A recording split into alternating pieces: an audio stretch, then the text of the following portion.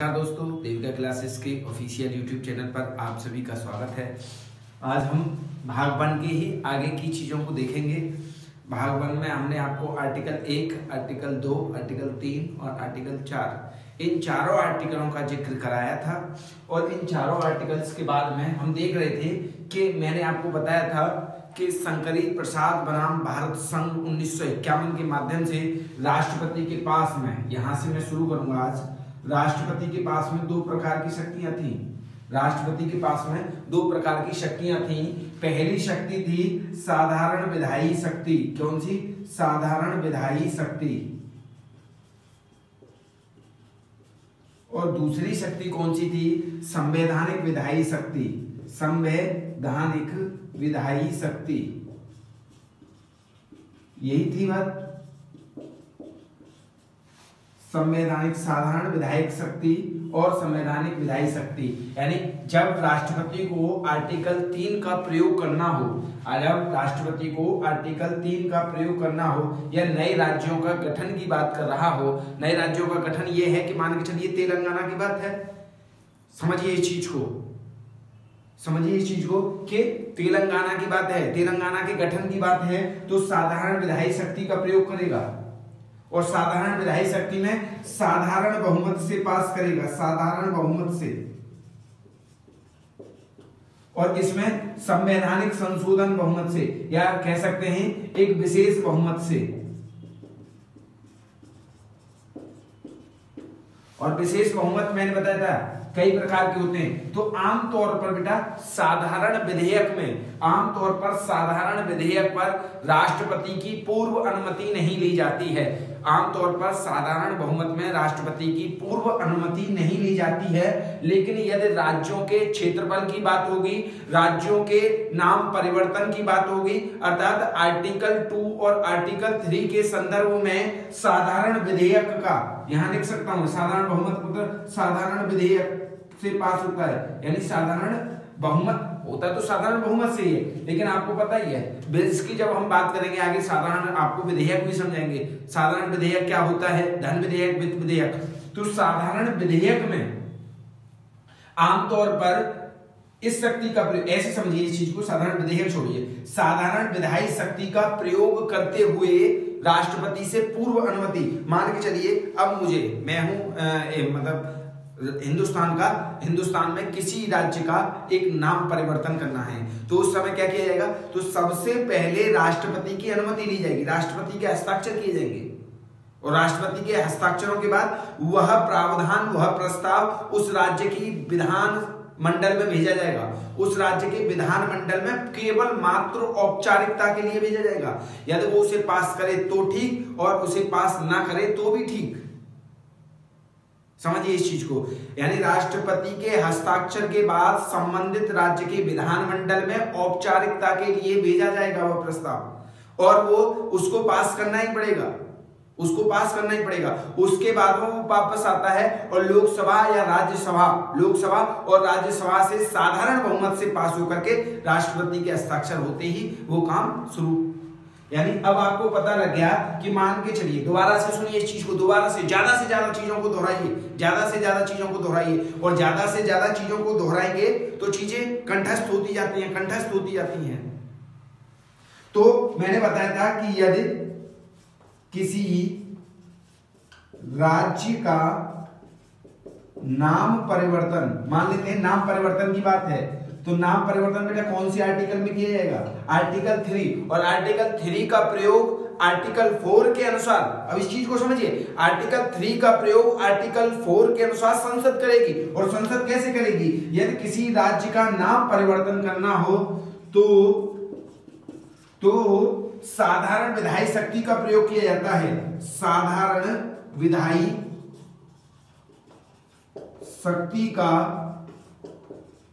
प्रयोग किया जाता है। साधारण विधायी शक्ति का मतलब है साधारण बहुमत से, साधारण बहुमत से। अब साधारण बहुमत मत पूछना मुझसे कि साधारण बहुमत क्या होता है। मैं बता चुका हूं पहले ही कि साधारण बहुमत क्या होता है, प्रभावी बहुमत क्या होता है, विशेष बहुमत क्या होता है। सिंपल मेजोरिटी, इफेक्टिव मेजोरिटी और स्पेशल मेजोरिटी। और स्पेशल मेजोरिटी में भी कई टाइप थे, कई पार्ट थे। तो यदि किसी राज्य का नाम परिवर्तन करना हो साधारण विधायी शक्ति का प्रयोग किया जाता है। इसमें राष्ट्रपति की पूर्व अनुमति की आवश्यकता होती है। इसके बाद यदि यहां लिखते जाइए, मैं इतना नहीं लिखूंगा, इसके बाद लिख देता हूं, चलो। राष्ट्रपति के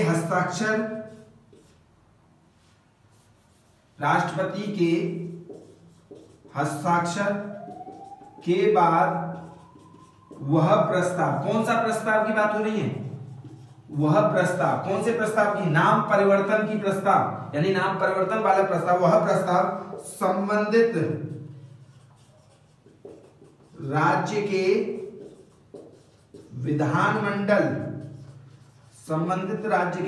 विधानमंडल में जाता है। संबंधित राज्य के विधानमंडल में जाता है मात्र औपचारिकता के लिए, यानी संबंधित राज्य के पास में कोई भी ऐसी कोई शक्ति नहीं हो सकती, कोई भी, यानी उस राज्य का जिस नाम का हम परिवर्तन कर रहे हैं, जिस राज्य का हम नाम परिवर्तन कर रहे हैं, उसके पास में कोई ऐसी शक्ति नहीं है कि उस नाम को रोक सके। वो मात्र औपचारिकता के लिए जाता है। इसके बाद लोकसभा और राज्यसभा, यानी यहां लिख सकता हूं, लोकसभा और राज्यसभा से साधारण बहुमत द्वारा पास होकर के राष्ट्रपति के हस्ताक्षर के बाद उसका नाम परिवर्तन कर दिया जाता है। अब देखिए दूसरी बात है कि यदि किसी राज्य का नाम परिवर्तन करना है, प्रस्ताव है नाम परिवर्तन का, किसी का नाम, आंध्र प्रदेश का नाम बदल करके कुछ और रखना है, मान के चलो आंध्र प्रदेश का नाम बदल करके एक्स रखना है, या यूपी का नाम बदल करके वाई रखना है। अब यूपी से संबंधित कर लेते हैं इस चीज को, यूपी का नाम बदल करके वाई रखना है। तो यदि किसी राज्य का नाम परिवर्तन करना हो तो साधारण विधायी शक्ति का प्रयोग किया जाता है, ये तो आपको पता ही है। इसमें राष्ट्रपति की पूर्व अनुमति की आवश्यकता होती है, ये भी आपको पता है। अब देखिए राष्ट्रपति के हस्ताक्षर के बाद वह प्रस्ताव संबंधित राज्य, अब देखिए वह प्रस्ताव, नाम परिवर्तन का प्रस्ताव यूपी की विधानमंडल में जाएगा मात्र औपचारिकता के लिए। यहां यूपी की सरकार, मान लेते हैं कि योगी सरकार इस नाम वाले प्रस्ताव को रोकना चाहे तो वो रोक नहीं सकती है, तो यूपी की सरकार के पास जाएगा, फिर उसके बाद में लोकसभा के पास जाएगा या राज्यसभा के पास जाएगा। तो अब देखिए यहां एक ट्विस्ट है, दूसरी जो मैं बात बता रहा हूं, ट्विस्ट ये है कि अब दोबारा से लोकसभा के पास चला गया और लोकसभा को लगता है कि इसके नाम के परिवर्तन के साथ साथ इसके क्षेत्रफल में या सीमा में भी परिवर्तन करना है। नाम के परिवर्तन के साथ साथ, इस चीज को सुनो बेटा, नाम के साथ साथ इसके क्षेत्रफल या सीमा में परिवर्तन करना है, तो दोबारा से उस राज्य के विधानमंडल में औपचारिकता के लिए भी नहीं जाएगा। उसी समय औपचारिक, अब देखिए पहले प्रस्ताव था केवल नाम का, अब लोकसभा को लगा कि इसके नाम के साथ सीमा का परिवर्तन भी करना है, तो अब औपचारिकता के लिए भी नहीं जाएगा विधानमंडल में, उस राज्य, संबंधित राज्य की विधानमंडल में वह प्रस्ताव औपचारिकता मात्र के लिए भी नहीं जाएगा। तो औपचारिकता मात्र के लिए नहीं जाएगा और लोकसभा और राज्यसभा उसे साधारण बहुमत से पास कर देती है, तो उसके बाद में वो राष्ट्रपति के हस्ताक्षर के बाद उसके नाम में भी परिवर्तन हो जाएगा, सीमा या क्षेत्रफल में भी परिवर्तन हो जाएगा। अब मुझे लगता है कि आपको इतनी बात समझ में आ गई होगी। आगे बढ़ते हैं।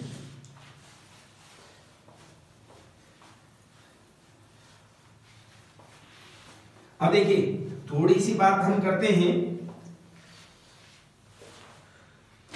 जब देश आजाद हुआ 1947 में, देश आजाद हुआ 1947 में, एक एक बात को ध्यान से सुनिए, ध्यान से, ध्यान से सुनने की बात है। 1947 में देश आजाद हुआ।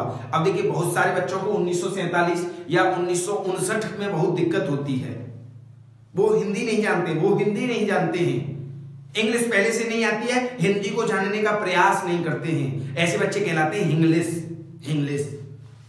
जो हिंदी तो पहले से यानी इंग्लिश तो पहले से नहीं आती है, हिंदी को जानने का प्रयास ही नहीं करते, समझे, तो ऐसे बच्चे इंग्लिश कहलाते हैं। इंग्लिश। देश गए विदेश गए, सीख आए विदेशी वाणी, और वाटर कह करके मर गए खाट के नीचे पानी। कहने का अर्थ क्या है कि देश गए, देश का व्यक्ति कोई विदेश गया और वहां जाकर के दूसरी भाषा सीख करके पानी को वाटर कहना सीख आया, और फिर मरते अंतिम समय में वो चिल्ला रहा है कि वाटर चाहिए वाटर, लेकिन गांव के लोगों को नहीं पता होता है कि वाटर माने पानी ही होता है, तो लेकिन पानी तो नीचे ही रखा था, उनकी घटिया के नीचे ही रखा था। तो कहने का अर्थ यह है कि अपनी चीजों को भूलिए मत, अपनी संस्कृति को मत भूलिए। जरूरी मैं ये नहीं कहता कि इंग्लिश को सीखिए मत, इंग्लिश को सीखिए, आप हिंदी मीडियम के हैं, इंग्लिश को सीखिए, परंतु हिंदी को छोड़िए मत, हिंदी को मत छोड़िए। तो 1947 में देश आजाद हुआ, तो 1947 में ही एक माउंटबेटन योजना 1947 माउंटबेटन योजना 1947 के द्वारा भारत तथा पाकिस्तान, अब देखिए हिंदुस्तान में से दो टुकड़े हो गए, माउंटबेटन योजना 1947 के द्वारा भारत तथा पाकिस्तान नाम के दो अधिराज्य ये नाम है बनाए। अब आपको पता ही है अधिराज्य क्या होता है, आपने प्रस्तावना वाली वीडियो नहीं देखी होगी तो कैसे बताएंगे अधिराज्य क्या होता है, कैसे बताएंगे? तो उस वाली वीडियो को देखिए, बेशक मैं अभी यहां बता दूंगा, लेकिन उस वाली वीडियो को भी देखिए। अधिराज्य होता है बेटा जिस देश के, देखिए अधिराज्य देश वो देश होते हैं जहां के लोगों को स्वतंत्रता तो प्राप्त है, हमें 1947 में स्वतंत्रता तो प्राप्त हो गई थी। अधिराज्य देश वो देश होते हैं जहां के लोगों को स्वतंत्रता तो प्राप्त होती है, परंतु संवैधानिक प्रमुख अभी भी कोई विदेशी शक्ति होता है। संवैधानिक प्रमुख अधिराज्य देश वो देश होते हैं जहां के लोगों को स्वतंत्रता तो प्राप्त होती है, लेकिन संवैधानिक प्रमुख अभी भी कोई विदेशी शक्ति होती है या होता है। अब देखिए 1947 से पहले, 1947 के बाद में और 1950 तक, 1947 ये सभी बातें मैं बता चुका हूं। 1950 तक जो रेगुलर मेरी वीडियो को देख रहे होंगे तो उन्हें अधिराज्य में कोई समस्या नहीं आई होगी, अधिराज्य में उन्हें कोई समस्या नहीं आई होगी। तो 1947 से 1950 तक कैसा देश था भारत और पाकिस्तान? अधिराज्य देश बने माउंटबेटन योजना 1947 के द्वारा। इतनी बात समझ में आ गई? तो दो देश बन गए अधिराज्य, एक भारत और दूसरा पाकिस्तान, एक भारत और दूसरा पाकिस्तान। इसके बाद में भारत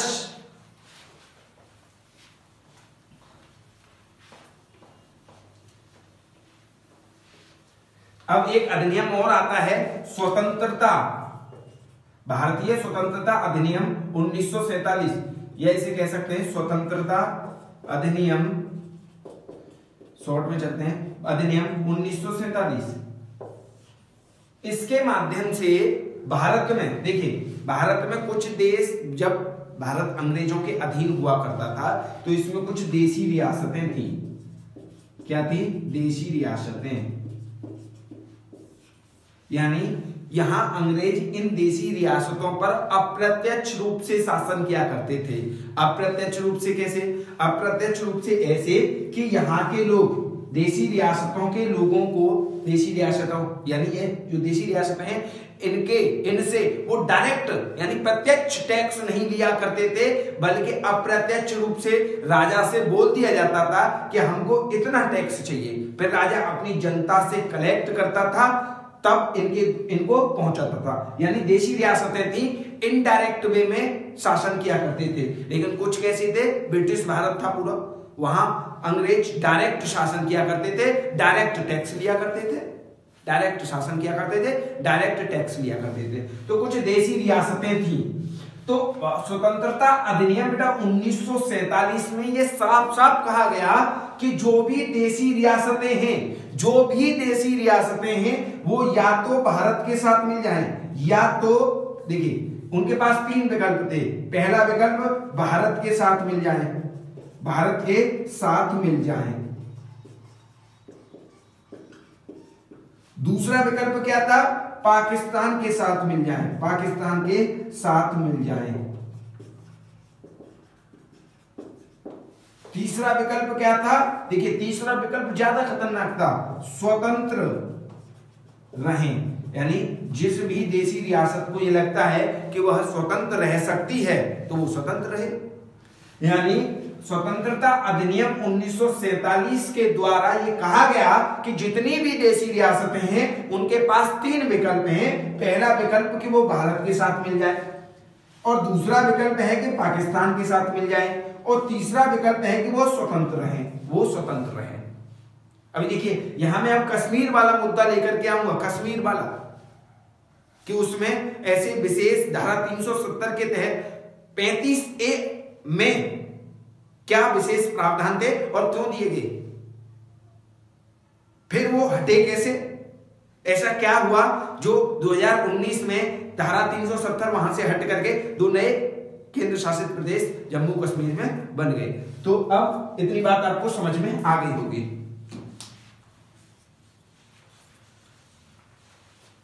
अब आपको पता ही है कि भारत की भौगोलिक सीमा में लगभग भारत की भौगोलिक सीमा में कितनी देशी रियासतें थी। जैसे ही देश आजाद हुआ तो भारत की भौगोलिक सीमा में लगभग 552 देशी रियासतें थी बेटा, 552 देशी रियासतें थी। अब इन 552 देशी रियासतों में से लगभग सभी देशी रियासतों ने भारत में विलय होने के लिए सुलह पत्र ले लिया, यानी भारत में विलय होने के लिए राजी हो गई। लगभग सभी 552 रियासतों में से लगभग सभी रियासतें भारत में विलय होना चाहती हैं, भारत में विलय होना चाहती हैं। लेकिन तीन रियासतें, एक कौन कौन सी, हैदराबाद, जूनागढ़, और तीसरी यही जम्मू कश्मीर। हैदराबाद, जूनागढ़ और जम्मू कश्मीर, हैदराबाद, जूनागढ़ और जम्मू कश्मीर। जूनागढ़ आपको पता है गुजरात में है, हैदराबाद तो आंध्र प्रदेश में है, सॉरी अब तो तेलंगाना में पहुंच गया। तो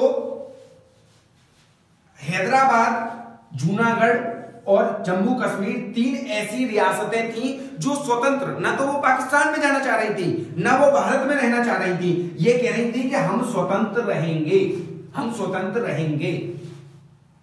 अब हैदराबाद को मिला लिया गया पुलिस कार्रवाई के द्वारा, पुलिस कार्रवाई की जाए। यहां आपसे पूछने के लिए आ सकता है, कोट करके हैदराबाद को पुलिस कार्रवाई के द्वारा मिलाया गया, भारत में विलय कर लिया गया, किसके द्वारा, पुलिस कार्रवाई के द्वारा।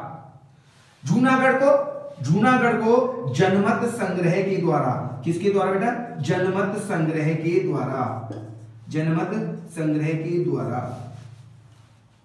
तीसरा, जम्मू कश्मीर ने साफ साफ मना कर दिया, नहीं हमें तो बिल्कुल भी किसी भी शर्त पर भारत में या पाकिस्तान में मिलना ही नहीं है, हमें तो किसी भी शर्त पर भारत या पाकिस्तान में मिलना ही नहीं है।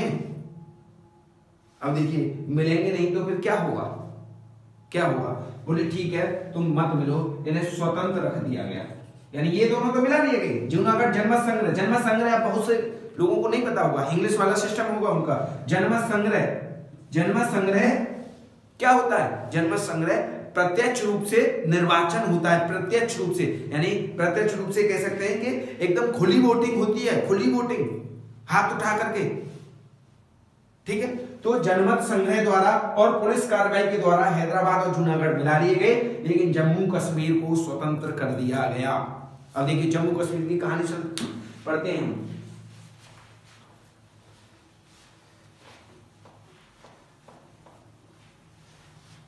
अब देखो जम्मू कश्मीर में कैसा चल रहा है। जम्मू कश्मीर में स्थिति अभी भी, जम्मू कश्मीर के एक राजा हैं, राजा हरी सिंह। कौन? राजा हरी सिंह। राजा है हिंदू, लेकिन अधिकांशतः जनता मुस्लिम।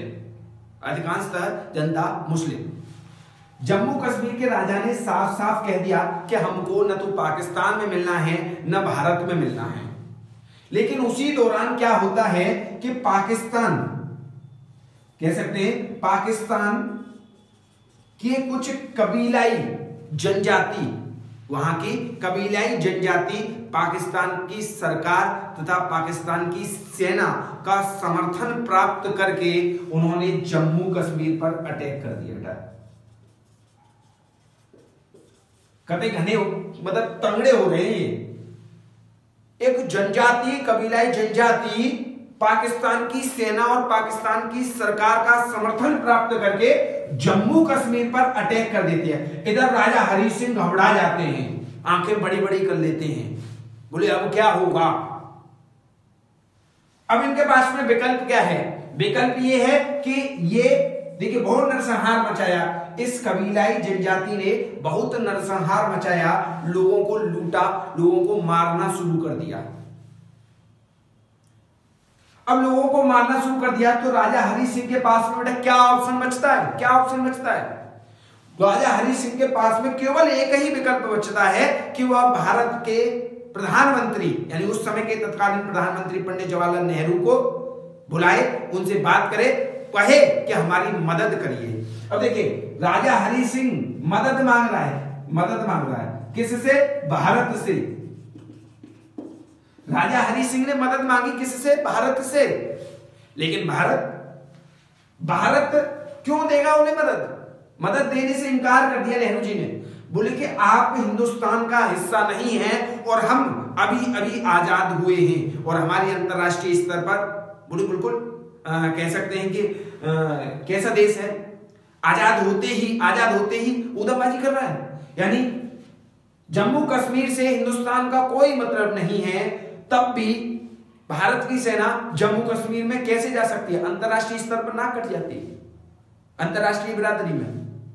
तो हरी सिंह ने तुरंत कहा, जवाहरलाल नेहरू पंडित जी ने तुरंत कहा कि हरी सिंह एक काम करिए, आप विलय पत्र पर हस्ताक्षर करिए कि हम, विलय पत्र क्या था? विलय मतलब विलय होना, मर्ज होना, भारत में विलय होना।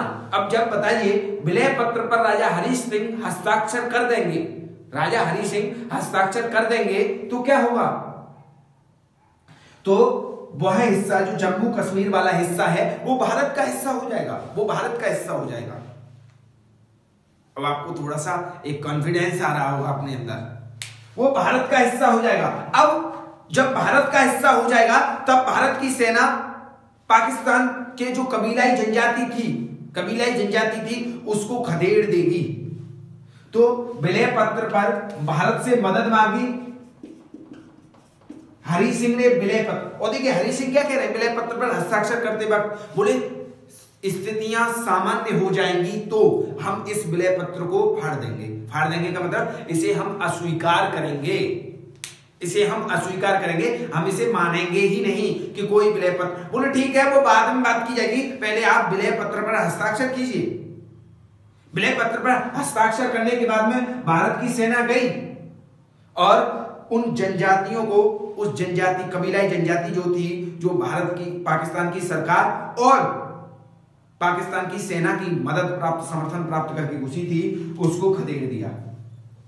मदद मांगी विलय पत्र के बाद। अब देखिए खदेड़ दिया, वो जनजाति चली गई, जनजाति भाग गई। अब राजा हरी सिंह कह रहे हैं कि हमारा जो विलय पत्र था, हमें एक विशेष राज्य का, हम एक दोबारा से कैसे एक अलग राज्य रहना चाहते हैं, अलग देश बनना चाहते हैं, हम भारत में विलय नहीं होना चाहते। नेहरू जी ने काफी समझा, बेटा अभी तो कुछ देर भी नहीं हुई है, पाकिस्तान दोबारा से आएगा, दोबारा से आएगा, फिर क्या करेगा? उसी समय पर शेख अब्दुल्ला नाम का एक व्यक्ति, शेख अब्दुल्ला को लोकतंत्र का बुखार चढ़ जाता है। बोला हमें जम्मू कश्मीर में भी ठीक उसी प्रकार का लोकतंत्र चाहिए जैसे पाकिस्तान में है, जैसे भारत में है। भारत एक स्वस्थ लोकतंत्र है, भारत में हमें उसी प्रकार का लोकतंत्र, यानी पूरा विश्व लोकतंत्र बना रहा है। पूरा देश के जो पूरे विश्व है, उन विश्व के सभी देशों में लगभग लोकतंत्र की स्थापना हो चुकी है, तो फिर जम्मू कश्मीर में क्यों नहीं? जम्मू कश्मीर में क्यों नहीं? शेख अब्दुल्ला ने वहां की जनता का समर्थन प्राप्त करके एक लोकतंत्र का आंदोलन छेड़ दिया। और उस शेख अब्दुल्ला का समर्थन किया किसने? समर्थन किया किसने? समर्थन किया आपके नेहरू जी ने, समर्थन किया नेहरू जी। बोले ठीक है, हम तुम्हारे साथ हैं, हम तुम्हारे साथ हैं। अब यहां पर समर्थन प्राप्त करके नेहरू जी से शेख अब्दुल्ला ने आंदोलन छेड़ दिया लोकतंत्र का, और लोकतंत्र के बाद में यहां पर चुनाव कराए गए, और चुनाव के बाद जम्मू कश्मीर का पीएम जो बना, जम्मू कश्मीर का पीएम जो बना वो शेख अब्दुल्ला बना, राजा हरि सिंह।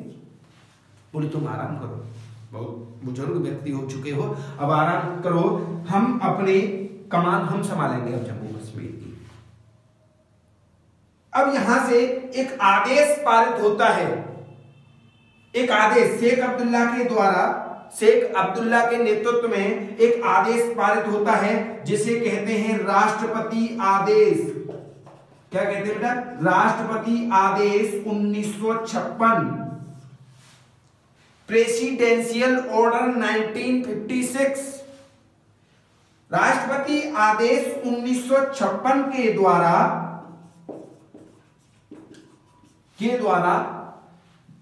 आर्टिकल 370, आर्टिकल 370 के द्वारा, आर्टिकल देखिए 1956 के द्वारा आर्टिकल 370 के द्वारा एक धारा यहां 35A लगाई गई। इस 35A धारा में कुछ विशेष प्रावधान थे। क्या थे? कुछ विशेष प्रावधान थे, और उन विशेष प्रावधानों को अब जाकर के 2019 में खत्म किया, 2019 में जाकर के खत्म किया। अब वो विशेष प्रावधान में, विशेष प्रावधानों की आड़ में जम्मू कश्मीर के लोग बहुत चरस बोया करते थे, चरस बोया करते थे। वो विशेष प्रावधान तो आपको पता होंगे, चरस, वो भी सस्ता वाला, वो भी सस्ता वाला। अब देखो बहुत सारे छात्र चरस बोया करते थे, ऐसे लिख लेंगे, ये भाई व्यंग में कह रहा हूं मैं, व्यंग में। चरस का मतलब ये है कि उनकी कुछ जो विशेष प्रावधान वाली नीतियां थी बिल्कुल भी एक तरफा थी। भारत का कोई भी अन्य नागरिक जो जम्मू कश्मीर से ताल्लुकात नहीं रखता है, वो वहां पर जमीन नहीं खरीद सकता। वहां पर बहुत सालों से जो हरिजन रह रहे हैं उनको वोट डालने का अभी तक कोई अधिकार, संवैधानिक कोई अधिकार नहीं मिला हुआ। इस प्रकार के विशेष प्रावधान थे। अब आपसे पूछा जाए, देखिए एक क्वेश्चन नोट करके लिख लेना, नोट करके लिख लेना। 26 जनवरी 1957 को, 26 जनवरी 1957 को कश्मीर का संविधान लिखा गया। अब आपको पता है 2019 से पहले, अब देखिए राष्ट्रपति, कश्मीर का संविधान लिखा गया, ये आपको ऐसा नॉलेज की तरह से आपको पता होना चाहिए। अब इसके बाद में होता क्या है कि एक आदेश और पारित होता है जिसे कहा जाता है राष्ट्रपति आदेश, राष्ट्रपति आदेश 2019। क्या बेटा? राष्ट्रपति आदेश 2019 मोटा भाई लेकर के आते हैं। मोटा भाई को मतलब समझ रहे ना, अमित शाह, अमित शाह। राष्ट्रपति आदेश 2019 पारित होता है, और जैसे ही राष्ट्रपति आदेश 2019 पारित हुआ तो राष्ट्रपति आदेश 1956 का कोई महत्व नहीं रह गया, कोई औचित्य नहीं रह गया, खुद पे खुद खत्म हो गया, खुद पे खुद खत्म हो गया। और राष्ट्रपति आदेश 2019 जैसे ही आप लिखेंगे इसे, राष्ट्रपति आदेश 2019 जैसे ही पारित हुआ वैसे राष्ट्रपति आदेश 1956 का कोई अर्थ नहीं रह गया, सब व्यर्थहीन, महत्वहीन। अब आप सोच रहे होंगे कि जब इतना आसान था तो इसे पहले क्यों नहीं किया गया? तो वो ये राजनीतिक रोटियां सेकनी है सभी को। किसी को हिंदुओं के वोट चाहिए, किसी को मुस्लिमों को वोट चाहिए, सीधा फंडा है अपने यहां पर सीधा फंडा ये है कि किसी को हिंदुओं के वोट चाहिए, किसी को मुस्लिमों के वोट चाहिए। इन वालों को यानी राष्ट्रपति आदेश 2019 इनको किसी और के वोट चाहिए, उन वालों को यानी इनसे पहले जो थे 2014 से पहले जो थे उनको किसी और के वोट चाहिए थे। तो इनमें मत उलझिए, सीधे अपने मुद्दे पर आते हैं, पढ़ाई पर करते हैं। आगे बढ़ते हैं। राष्ट्रपति आदेश 2019 जैसे ही पारित हुआ तो आर्टिकल 370 के अंतर्गत आने वाली धारा 35A खुद पे खुद खत्म हो गई। क्या आप लिखेंगे? क्या लिखेंगे? जैसे ही राष्ट्रपति आदेश 2000 प्रेसिडेंशियल ऑर्डर 2019 पास हुआ, धारा 370 के तहत आने वाली अनुच्छेद 370 के तहत आने वाली 35A धारा खुद पे खुद समाप्त हो गई। 35A धारा खुद पे खुद समाप्त हो गई।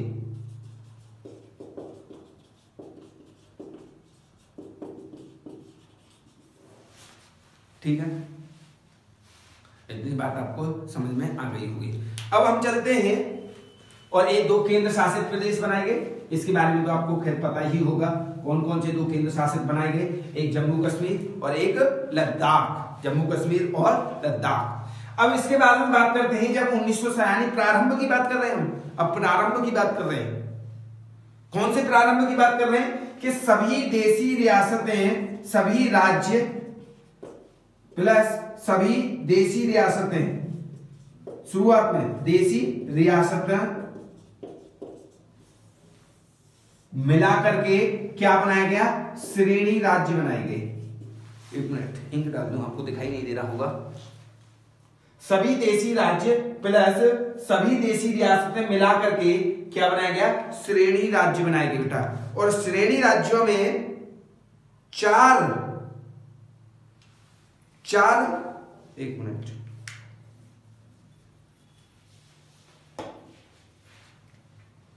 सभी राज्य प्लस देशी रियासतें, सभी राज्य प्लस देशी रियासतें मिलाकर के श्रेणी राज्य बनाए गए। क्या बनाए गए? श्रेणी राज्य बनाए गए। और श्रेणी राज्य कितने बनाए गए? श्रेणी राज्य कितने बनाए गए? 4 प्रकार के श्रेणी राज्य बनाए गए। श्रेणी ए, श्रेणी बी, श्रेणी सी और श्रेणी डी। ये 4 प्रकार के राज्य बनाए गए हैं। इनमें श्रेणी ए में 9 राज्य, श्रेणी बी में 9 राज्य, इसमें कह सकते हैं 9 और 9 10 राज्य, और इसमें 2 राज्य। 9 9 10 और 2 राज्य बनाए गए श्रेणी ए बी सी डी में। सभी राज्य यानी देश जब आजाद हुआ तो प्रारंभ की बात बता रहा हूं, प्रारंभ की, जब देश, इसे भाग 1 में ही पढ़ेंगे हम, इसे भाग 1 में ही। भाग 2 में जब जाएंगे, जब हम वहां नागरिकता का अध्ययन करेंगे, जब इसे कंप्लीट कर लेंगे, इसके बाद में एक और लेक्चर आएगा आपका, एक और लेक्चर भाग 1 पर ही एक और लेक्चर आएगा। सभी राज्य प्लस देशी रियासतें मिलाकर के क्या बनाए गए बेटा? श्रेणी राज्य बनाए गए। और श्रेणी राज्यों में श्रेणी ए, श्रेणी बी, श्रेणी सी, श्रेणी डी यानी 4 प्रकार की श्रेणी निर्धारित की गई। 4 प्रकार की श्रेणी निर्धारित की गई। तो श्रेणी ए में 9 राज्य, श्रेणी ए में 9 राज्य, श्रेणी बी में 9 राज्य, श्रेणी सी में 10 और श्रेणी डी में 2। अब देखिए यहां पर टोटल 29 राज्य, टोटल 29 राज्य यानी 29 राज्य का मतलब 29 श्रेणी राज्य बनाए गए, 29 श्रेणी राज्य बनाए गए। अब देखिए मैं आपसे ये नहीं कहूंगा कि आप सब्सक्राइब करिए, आप खुद पे खुद करेंगे, मुझे इतना यकीन है आप खुद पे खुद करेंगे। आपके जो अंगूठे हैं वो खुद पे खुद उस लाल निशान को दबाएंगे। आप मजबूरन होकर के दबाएंगे जब आपको बढ़िया लगेगा। तो मैं यहां बार बार आपसे कहूं कि सब्सक्राइब कर दो, ये कर दो, वो कर दो, नथिंग। मुझे पूरे भरोसा है अपने आप पर। तो हम पहचान के दौर से गुजर रहे हैं। हम कोई बड़े यानी संसाधनों के अभाव में आपको कुछ देना चाहते हैं। हमारे पास में वो सब चीज नहीं है जो डिजिटल हाई-फाई बोर्ड नहीं है। ओवर एक्टिंग करके नहीं पढ़ाते हम, कमर मटका करके नहीं पढ़ाते हैं। आजकल ऑनलाइन पे मतलब कह सकते हैं कि एक दौर चल रहा है, ऑनलाइन पर पढ़ाने का तरीका ही यही है। जो ज्यादा हंसी मजाक करेगा वो ज्यादा बिकेगा। लेकिन हमें आपको वो पढ़ाना है, हमें आपको वो चीज पढ़ाना नहीं कह सकता मैं यहां, मुझे आपको वो चीज देनी है जो एग्जाम के लिए सूटेबल है, जो एग्जाम के लिए सूटेबल है, न कि वो चीज जो आपको खुद को अच्छी लगे। आपको खुद को अच्छी लगे ऐसी चीज नहीं। तो आपके थोड़े से कह सकते हैं कि जो दिमाग है वो हिल तो रहा होगा चीजें, क्योंकि पढ़ाई नहीं की 3 साल आपने ग्रेजुएशन में पढ़ाई नहीं की। तो जो 29 श्रेणी राज्य बनाई, अब इसके बाद में नेक्स्ट वीडियो में हम करेंगे पुनर्गठन, राज्यों का पुनर्गठन भाषा के आधार पर, सामाजिक संस्कृति के आधार पर, और कौन कौन से आयोग बनाए गए, राज्य पुनर्गठन आयोग क्या होता है, इन सब चीजों के बारे में हम नेक्स्ट वीडियो में आपसे चर्चा करेंगे। तब तक के लिए मैं आपसे कह सकते हैं कि विराम लेने की स्थिति, यानी कह सकते हैं कि क्या कहेंगे आप बताओ। अरे भाई कुछ आप भी बोला करिए। हम दोनों यानी हम का मतलब मैं और आप, भले ही मैं यहां बैठा हूं, मैं आपसे क्वेश्चंस पूछ रहा हूं, आप मन मन में दोहराइए उस चीज को, आप मन मन में दोहराइए, बोलिए आमने सामने न तो सही, तो मैं पूछने की लगभग एक्टिंग तो कर ही रहा हूं आपसे, एक्टिंग तो कर ही रहा हूं। जब मैं आपसे प्रश्न पूछूं तो आपको अपने कमरे में बैठ करके वो गुनगुनाना है उत्तर, वो गुनगुनाना है। मान के चलिए मेरे पढ़ाई हुई चीजों में कोई पुरानी चीज आती है तो आपको क्या करना है, पुरानी चीज को रिवीजन करके वो गुनगुनाना है अपने दिमाग में, अपने दिमाग में। ऐसे ही आपको मैं वीडियो देता रहूंगा पॉलिटी की। तो आज के लिए इतना ही, धन्यवाद।